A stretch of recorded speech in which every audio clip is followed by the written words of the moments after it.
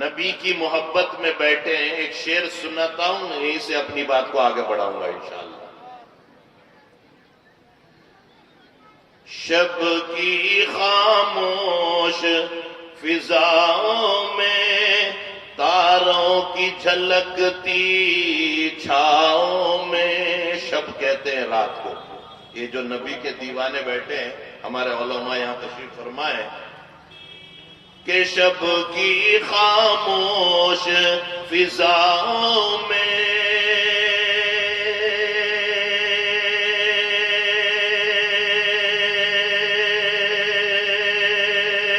تاروں کی جھلکتی چھاؤں میں، روتا ہے نبی کا دیوانہ اور چین سے دنیا سوتی ہے، روتا ہے نبی کا دیوانہ اور چین سے دنیا سوتی ہے۔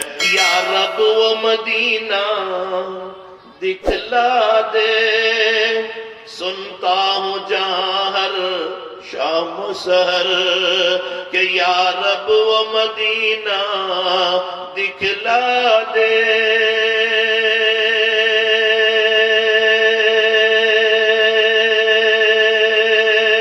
سنتا ہوں جہاں ہر شام و سحر، رحمت کی گھٹائیں اٹھتی ہے اور نور کی بارش ہوتی ہے، رحمت کی گھٹائیں اٹھتی ہے اور نور کی بارش ہوتی ہے۔ اور عاشق رسول کی ایک بات سناؤ، شیخ الہند دیوبندی رحمت اللہ علیہ جنت کو خطاب کرتے تھے کہ اے جنت، تجھ میں حور و قصور رہتے ہیں، اے جنت تجھ میں حور و قصور رہتے ہیں۔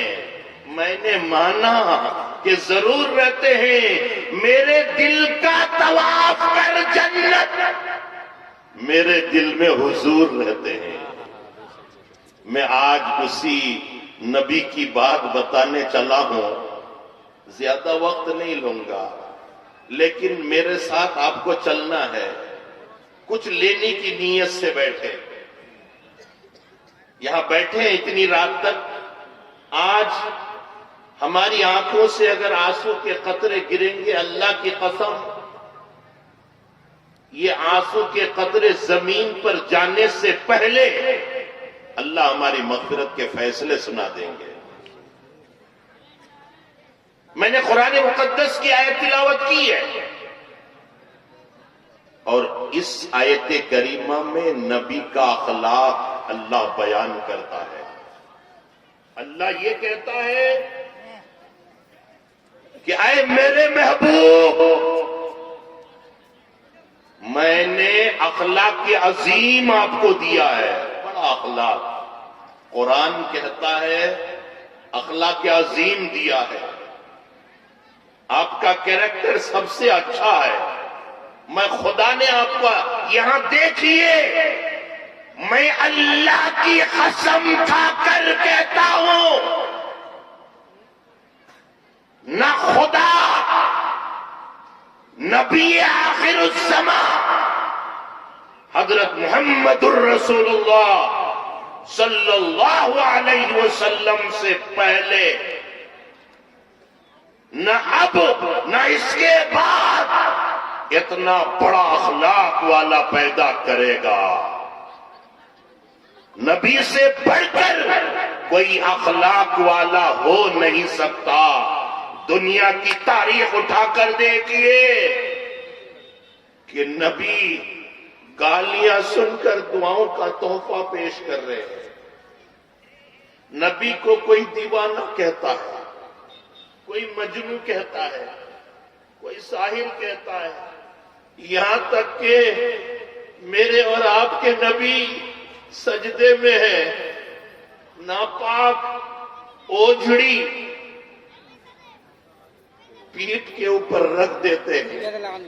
हजरत फातिमा नबी की लाडली चहीती बेटी आकर कहती है, अबू ये क्या है? आका ने फरमाया, बेटी मुझे मेरे रब ने रहमतुल लिल आलमीन बनाकर भेजा है, कुछ भी हो मैं इनके लिए दुआ ही करना है। मक्के वाले मार रहे हैं। आज अजीब बातें याद आ रही है। मक्के वाले गाली दे रहे हैं, मक्के वाले मार रहे हैं, सता रहे हैं। जब इन लोगों ने सताने की एक हद कर दी तो मेरे और आपके नबी ताइफ का रुख करते हैं। सुने हैं ना फज़ाइल आमाल में, ताइफ का रुख करते हैं। हम बचपन में एक नात पढ़ते थे, अब उलमा भी बैठे हैं, ये भी पढ़े होंगे।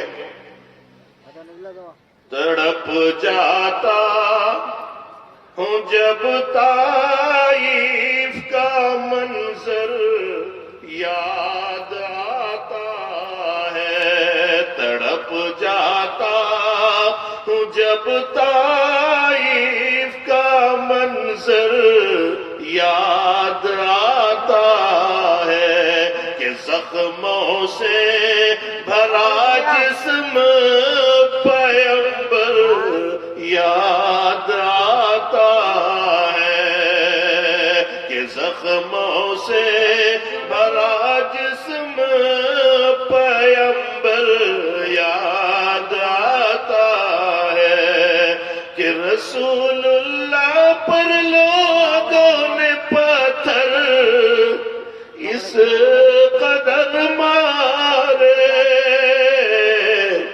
कि लहू बहने लगा ज़ख्मी मोहम्मद हो गए सारे, कि लहू बहने लगा ज़ख्मी मोहम्मद हो गए सारे, कि वो पत्थर मारते थे आप जिस जानिब गुजरते थे, मोहम्मद मुस्तफा फिर भी दुआए खैर करते थे। मैं अल्लाह की कसम खाकर कह रहा हूँ, मैंने हदीस की किताबों में पढ़ा है, उलमा स्टेज में बैठे हैं, आप इनसे पूछ लें कि जब मक्के वालों ने सताया नबी को बुरा भला कहा, नबी को गालियां तक भी दी और नबी को सताने की एक हद कर दी, तो मेरे और आपके नबी, तमाम कायनात के नबी हजरत मोहम्मदुर रसूलुल्लाह सल्लल्लाहु तआला अलैहि वसल्लम ताइफ का रुख करते हैं कि ताइफ वाले ईमान कबूल करेंगे, लेकिन मेरे और आपके नबी जब सरजमीन ताइफ पहुंचते हैं, उन लोगों ने तो और हद कर दी, बदतमीजी की। किसी ने कहा हम तुम्हें नबी नहीं मानते, किसी ने कहा हम तुम्हारे से बात नहीं करते, किसी ने कहा तुम हमारे गांव से निकल लो। अल्लाह की कसम, मेहमान नवाजी का रिवाज था, लेकिन मेरे और आपके नबी को किसी ने पानी तक भी नहीं पूछा। अरे इतने पे बस नहीं, गांव के बदमाश किस्म के लड़कों को पीछे लगा दिया कि हम तुम्हें पैसा देंगे, इस आदमी को तुम मारो।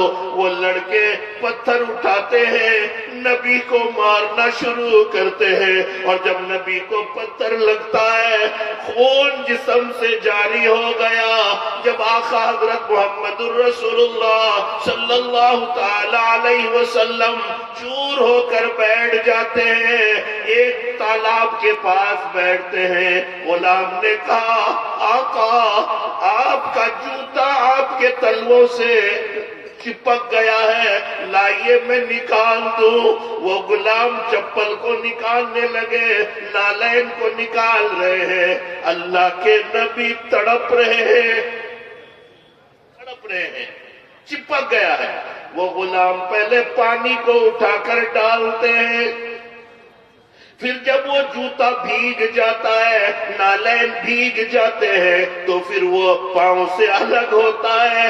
اب تو چاہیے تھا کہ نبی کو ان لوگوں نے ستایا ہے، لیکن یہاں بھی نبی کی رحمت دیکھیے، ربی ایسا نبی ملا، ایسا نبی ملا کہ جانی دشمن کو بھی معاف کرتے ہیں۔ حضرت جبریل امین آ جاتے ہیں، یا رسول اللہ اگر آپ کا حکم ہو تو دونوں پہاڑوں کے بیچ اس کو پیس دیں گے، ان کو مار دیں گے، ان کو موت کی نیند سلا دیں گے۔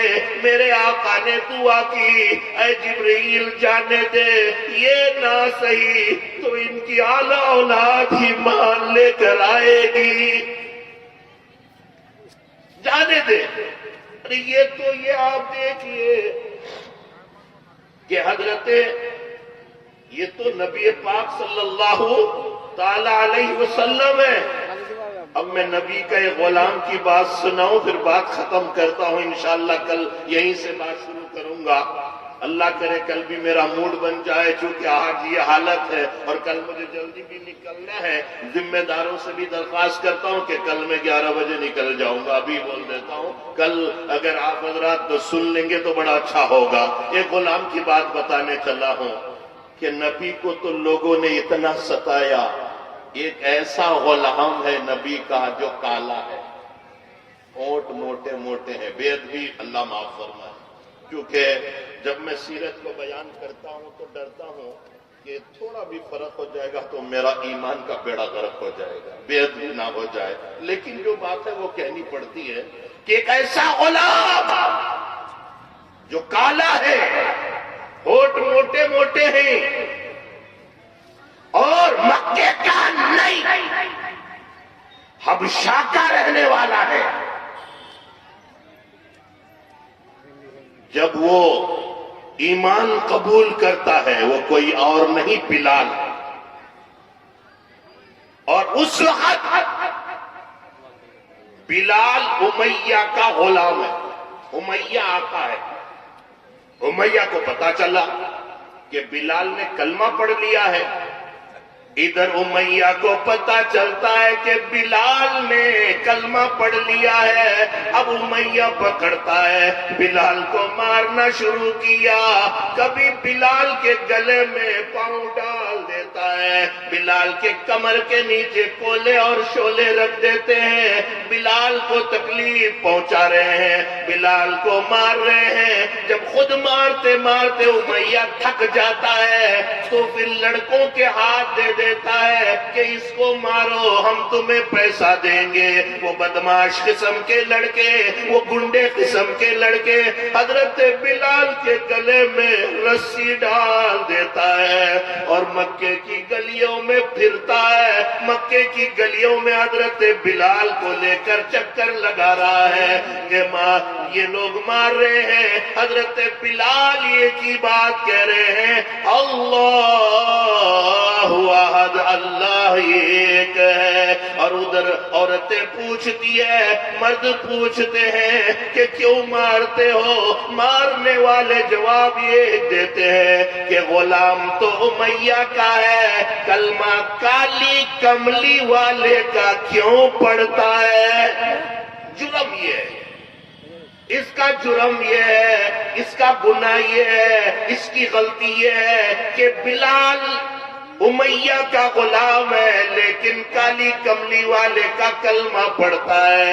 ادھر بلال مار کھا رہے ہیں اور جتنا زور سے وہ لوگ مارتے ہیں بلال اتنا ہی زور سے کہتے ہیں اللہ احد۔ ارے کون بلال؟ جس بلال کے بارے میں ایک بات بتا دوں کہ وہ بلال، کہ اس بلال کی زبان سے شین نہیں نکلتا۔ علماء بیٹھے ہیں، اب جو بات کہنے چلا ہوں بات ختم کرتا ہوں۔ حضرت بلال کی زبان سے اش نہیں ہوتا، اس کہتے ہیں۔ اذان کیا ہے؟ اللہ اکبر، اللہ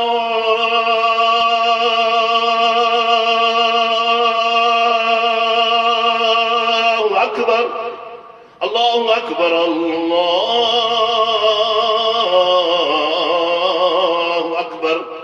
اشہد ان لا الہ الا اللہ، اشہد ان لا الہ الا اللہ. تو بلال کیا کہتے ہیں؟ اشہد ان لا، اشہد ان لا، اش نہیں نکلتا. کیوں؟ بلال نے بہت مار کھائی ہے.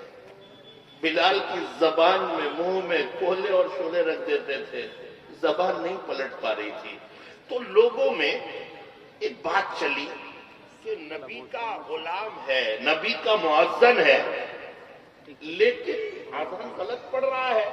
یہ بات نبی تک پہنچی تو نبی نے کہا بلال ادھر آؤ. صحابہ بیٹھے ہیں، بلال ادھر آؤ، میرے بازو بیٹھو. کل سے بلال آپ اذان نہیں پڑھیں گے. کیوں یا رسول اللہ؟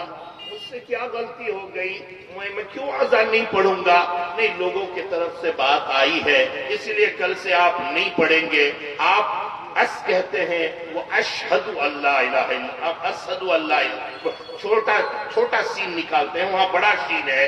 حضرت بلال مسجد کے کونے میں جاتے ہیں اور کہتے ہیں اے اللہ، یا تو میری زبان بدل دے یا تو اذان بدل دے.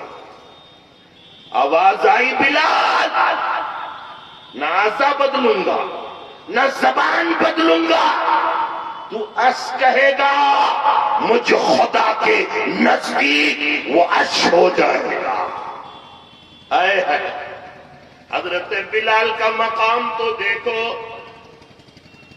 حضرت بلال کا مقام تو دیکھو کہ حضرت بلال کو یہاں مارا جا رہا ہے، حضرت ابو بکر صدیق بازو میں سے گزر رہے ہیں. حضرت بلال کی زبان باہر نکل گئی ہے، پھر بھی بلال زور سے اللہ احد کہتے ہیں. حضرت ابو بکر سے دیکھا نہیں گیا، کان میں آ کر کہنے لگے بلال اللہ کا نام آہستہ لے لے. حضرت بلال کہنے لگے اے ابو بکر، آپ تو اللہ کے نبی کے یار ہے، دوست ہے، آپ تو نہ کہو. کیوں بلال؟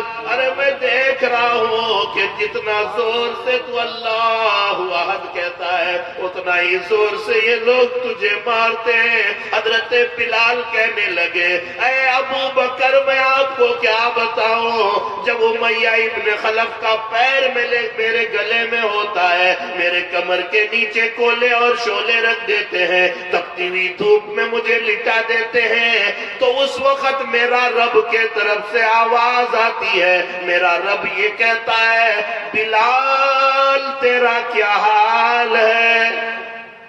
میرا حال پوچھنے والا رب ہو اور میں اس رب کا نام آہستہ لے لوں، یہ مجھے برداشت نہیں. حضرت ابو بکر کو برداشت نہیں ہوا، اللہ کے نبی کے دربار میں آتے ہیں، یا رسول اللہ بات دراصل یہ ہے کہ میں نے بلال کو اپنی آنکھوں سے دیکھا ہے، بڑی مار پڑ رہی ہے بلال کے اوپر، بلال کی زبان باہر نکل جاتی ہے، اگر آپ کی اجازت ہو تو میں خرید کر آزاد کر دوں. اللہ کے نبی نے فرمایا ٹھیک ہے. حضرت ابو بکر نے واقعہ بڑا لمبا ہے، اتنا وقت نہیں ہے. حضرت ابو بکر نے خرید کر کے اللہ کے نبی کے پاس آئے ہیں، حاضر ہوتے ہیں اللہ کے نبی کے پاس. بلال بھی ابو بکر، اللہ کے نبی اٹھتے ہیں، سینے سے لگاتے ہیں. حضرت بلال کے زخموں کو دیکھ کر اللہ کے نبی کی آنکھوں سے آنسو کے قطرے جاری ہو جاتے ہیں.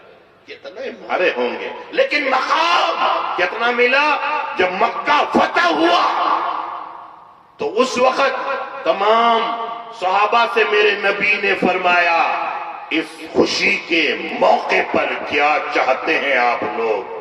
صحابہ کہنے لگے آذان بلالی ہو جائے، آذان بلالی ہو جائے. اچھی بات ہے. اللہ کے نبی نے حضرت بلال سے فرمایا بلال مکے کی چھت کے اوپر چڑھ جاؤ. میں نے کتابوں میں پڑھا ہے کہ حضرت بلال چپل کو کھولنے لگے، نکالنے لگے، میرے آقا نے فرمایا نہیں بلال، چپل سمیت کعبے کی چھت کے اوپر چڑھ جاؤ. بلال کا مقام بتا رہا ہوں. حضرت بلال چڑھ گئے. بلال آذان پڑھو. اب بلال آذان پڑھتے ہیں. آزان پڑھنے کے لیے کھڑے ہوتے ہیں، کھڑے ہو گئے لیکن آزان نہیں پڑھ رہے، آزان نہیں پڑھ رہے۔ اللہ کے نبی نے فرمایا بلال آزان کیوں نہیں پڑھتے، کیا بات ہے؟ تو حضرت بلال کہنے لگے یا رسول اللہ، اس سے پہلے جب بھی آزان دیا کرتا تھا میرا منہ کعبے کی طرف ہوا کرتا تھا۔ بھئی ہم لوگ آزان کس طرف اپنا رخ کر کے دیتے ہیں؟ کعبے کی طرف، نماز کعبے کی طرف۔ لیکن بلال کہتے ہیں یا رسول اللہ آج تو کعبہ میرے قدموں تلے ہے، کدھر رک کر کے آزاد ہوں؟ سنیں گے آپ حضرات؟ تو یہ کل آنا ہوگا انشاءاللہ، کیونکہ مجمع چھوٹا بھی ہے اور موڈ نہیں بن رہا ہے۔ کل آپ حضرات جلدی آ جائیں، اللہ مجھے اور آپ کو عمل کرنے کی توفیق عطا فرمائے۔ کل انشاءاللہ یہیں سے بات شروع کروں گا۔ وآخر دعوانا ان الحمدللہ۔